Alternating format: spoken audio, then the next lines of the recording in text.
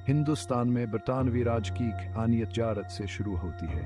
17वीं सदी के आगाज में बरतानविया ईस्ट इंडिया कंपनी कायम हुई। ये ताजरों का एक गिरोह था जो हिंदुस्तान के साथ तजारत करना चाहता था।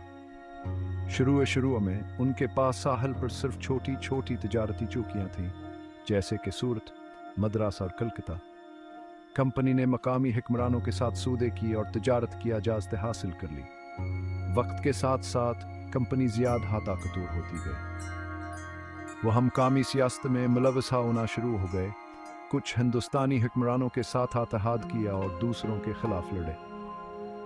कंपनी की अपनी फौज थी जो हिंदुस्तानी सिपाहियों पर मुश्तमिल थी, जिनकी क़यादत बरतानवी अफसरान करते थे।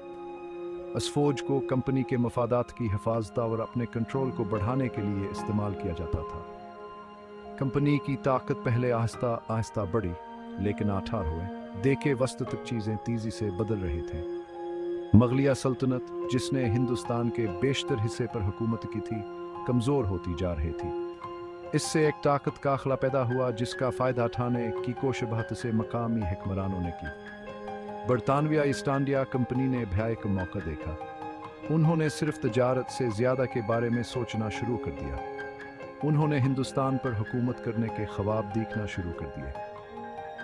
कंपनी अपनी ताकत बढ़ाने के लिए मुख्तलिफ तरीके इस्तेमाल किए। बाज़ अवक़ात उन्होंने मकामी हुक्मरानों के साथ माहदे किए, बाज़ अवक़ात उन्होंने ताकत का इस्तेमाल किया। उन्होंने हिंदुस्तानी हुक्मरानों को एक दूसरे के खिलाफ भी खेला। कंपनी होशियार और जालिम थी। वह अपनी मर्जी के मुताबिक किसी भी तरीके को इस्तेमाल करने से नहीं डरती थी। इसने हिंदुस्तान में बरतानवी शमूलियत के अगले मरहले का आगाज किया।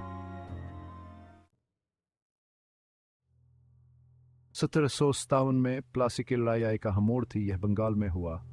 बरतानविया ईस्ट इंडिया कंपनी ने बंगाल के नवाब के खिलाफ जंग ली और कंपनी ने फैसला फतह हासिल की। इस जंग ने सबक छबदल दिया। इसने हिंदुस्तान में बरतानवी राज का आगाज किया। रॉबर्ट यह जंग फौजी ताकत के बारे में नहीं थी, इसमें बहुत ज़्यादा हकदारी भी शामिल थी। अंग्रेज़ों ने नवाब के कुछ अफसरों को रिश्वत दी। अन अफसरों ने जंग के दौरान नवाब को धोखा दिया। बरतानवी फ़तहात निहया सकदारी की थी जितनियान की फौजी महारत की वजह से थी। इससे जाहिर हुआ कि अंग्रेज़ अक्सर ताकत हासिल करने के लिए छलावर फरीब का इस्तेमाल करते। जंग के बाद अंग्रेज़ों ने बंगाल पर कब्जा कर लिया, जो एक अमीर सूबा था जिसने कंपनी को बहुत दौलत और ताकत दी। उन्होंने असनी ताकत का इस्तेमाल अपने असर व रसूख को बढ़ाने, मकामी सियासत में ज़्यादा हमदाखलत करते और टैक्स वसूल करने लिए किया। यह एक बड़ी तब्दीली थी। कंपनी अब सिर्फ एक तजारती तंजीम नहीं थी, यह एक हुक्मरान ताकत बनती जा रही थी। प्लासी में फतह के दौर रसात रात मरतबा हुए। इसने अंग्रेज़ों को हिंदुस्तान में मजबूत कदम जमाने का मौका दिया। असाडे से वह अपने कंट्रोल को बढ़ा सकते थे। फ्रांसीसियों जैसी दीगर यूरोपीय ताकतों को बाहर धकेल दिया गया। अंग्रेज़ हिंदुस्तान में गालिब गैर मुल्की ताकत बन गए, जिसने पूरे बरसगीर पर उनके हित में कंट्रोल का मरहला तय किया। प्लासी के बाद अंग्रेज़ों ने तेज़ी से अपना कंट्रोल बढ़ाया। उन्होंने फौजी ताकत और सियासी इत्तेहाद दोनों का इस्तेमाल किया। मकामी हिंदुस्तानी हुक्मरानों और दीगर यूरोपीय ताकतों के खिलाफ बेहतसी जंगें लड़े। अंग्रेज़ आमतौर पर ही जंगें जीत जाते थे और हर फतह ने इनके इलाके और ताकत में इजाफा किया। एक अहम तसाद माय एंग्लो मैसूर जंगें थी, जो जनूबी हिंदुस्तान में मैसूर के सल्तनत के खिलाफ लड़ी गई। अंग्रेज़ों ने मैसूर के खिलाफ 4 जंगें लड़े, जिनमें से आखिरी जंग 1799 में ख़त्म हुई। मैसूर के शिकस्त के साथ अंग्रेज़ों ने जनूबी हिंदुस्तान के बेशतर हिस्से पर कंट्रोल हासिल कर लिया, जिसने इनके इलाके की तोसी की निशानदही की। एक और अहम तसाद माएंग्लो मरहठा जंगें थी। मरहटे वस्ती हिंदुस्तान में एक ताकतवर कन्फेडरेसी थी। अंग्रेज़ों ने इनके खिलाफ 3 जंगें लड़े, जिनमें से आखिरी जंग 1818 में ख़त्म हुई। मरहठों के शिकस्त के साथ अंग्रेज़ हिंदुस्तान में गालिब ताकत बन गए, जवाब बरसगीर के बेशतर हिस्से पर काबिज़ थे।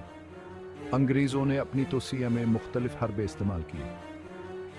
बाज़ अवक़ात हबराह रस्त लड़ते थे, बाज़ अवक़ात कुछ हिंदुस्तानी हुक्मरानों के साथ दूसरों के खिलाफ इत्तेहाद करते थे। वह अक्सर हिंदुस्तानी रियासतों को एक दूसरे के खिलाफ खेलते थे। अंग्रेज मकामी दुश्मनियों का फायदा उठाने में माहिर थे, जिसने उन्हें हमेशा लड़ने के बगैर अपना कंट्रोल बढ़ाने में मदद की। चौथा हिस्सा, डॉक्ट्रिन ऑफ लैप्स और इसका असर। 19वीं सदी के वसत में अंग्रेजों ने एक नई पॉलिसी मुतारिफ करवाई। इसे डॉक्ट्रिन ऑफ लैप्स कहा जाता था। इस पॉलिसी ने अंग्रेजों को बाज़ हालात में हिंदुस्तानी रियासतों पर कब्जा करने की इजाज़त दी। अगर कोई हुक्मरान बगैर किसी कदरती वारसे के मर जाता है तो रियासत बरतानवी कंट्रोल में चली जाती है। ये पॉलिसी बेहद मुतनाज़ थी। बहुत से हिंदुस्तानियों ने इसे नाइंसाफ़ी और जारहियत के तौर पर देखा। British official doctrine of lapse को कई बार इस्तेमाल किया गया। झांसी का था। झांसी का हुक्मरान बगैर किसी कुदरती वारसे के मर गया। इसने एक बेटा गोद लिया था, लेकिन अंग्रेज़ों ने इसे तस्लीम करने से इनकार कर दिया। उन्होंने झांसी पर कब्जा कर लिया। इसकी वजह से हुक्मरान की बीवी रानी लक्ष्मीबाई की क़यादत में बगावत हुई। वो हिंदुस्तानी मुज़ाहमत की अलामत बन गए। ये पॉलिसी रियासतों पर भी लागू होती थी। सतारा, नागपुरा और झांसी को इस नज़रिए का इस्तेमाल करते हुए अपने कब्जे में ले लिया गया। हर बार इसने बरतानवी इलाके और ताकत में इजाफा किया, लेकिन इसने हिंदुस्तानियों में नाराज़गी में भी इजाफा किया। बहुत से लोगों ने इसे अंग्रेज़ों की जानब से खलीदकीती के तौर पर देखा। इससे पता चलता है कि अंग्रेज़ अब बाल वास्ता कंट्रोल पर मुतमईन नहीं थे। वह बराह-ए-रास्त हुक्मरानी रहना चाहते थे। British official doctrine of lapse का हिंदुस्तानी सियासत पर बहुत बड़ा असर पड़ा। इसने बहुत से हिंदुस्तानी हुक्मरानों को गैर महफूज महसूस कराया। उन्हें खदशा था कि के रियासतें अगली बार अपने कब्जे में ले ली जाएंगी। ये पॉलिसियां अवामिल में से एक जिसकी वजह से बढ़ती हुई अदम-ए-इत्मीनान पैदा हुआ। इसने तनाव के इस माहौल में हिस्सा डाला जिसकी वजह से बालाखिर 1857 की सिपाही बगावत हुई। पांचवा हिस्सा, 1857 की सिपाही बगावत और इसके नताइज। 1857 की सिपाही बगावत बरतानवी राज के खिलाफ एक बड़ी बगावत थी। यह बरतानवी फौज में हिंदुस्तानी सिपाहियों या सिपाहियों की बगावत के तौर पर शुरू हुआ, लेकिन यह तेजी से फैलकर एक सीसियतर बगावत बन गई। बहुत से हिंदुस्तानी अंग्रेज़ों के खिलाफ लड़ाई में शामिल हो गए। अस्वाका को पहली जंग आज़ादी भी कहा जाता है। इंडियन सिपाही बगावत की वजूहात पेचीदा थे। डॉक्ट्रिन ऑफ लैप्स के बारे में गुस्सा था, मजहबियत नाव भी था। एक अफवाह फैल गई कि ये राइफल कारतूस गाय और सोर के चर्बी से चिकनाई गई हैं। इससे हिंदवा और मुसलमान दोनों सिपाही नाराज़ हुए, लेकिन ये सिर्फ फौरी महरक़ात थे। बरतानवी राज के बारे में आमतौर पर गहरी इत्मीनान थी। इंडियन सिपाही बगावत बहत पर तशद्दुद थी। हिंदुस्तान के बहुत से हिस्सों में लड़ाई हो रही थी। अंग्रेज़ों ने ताकत के साथ जवाब दिया। उन्होंने तकरीबन एक साल के बगावत को कुचल दिया। लड़ाई में और बरतानवी इंतकामी कार्रवाइयों में बहुत से हिंदुस्तानी मारे गए। बगावत बरतानवी राज को ख़त्म करने में नाकाम रही, लेकिन आस्कियू जैसे बड़ी तब्दीलियाँ आई।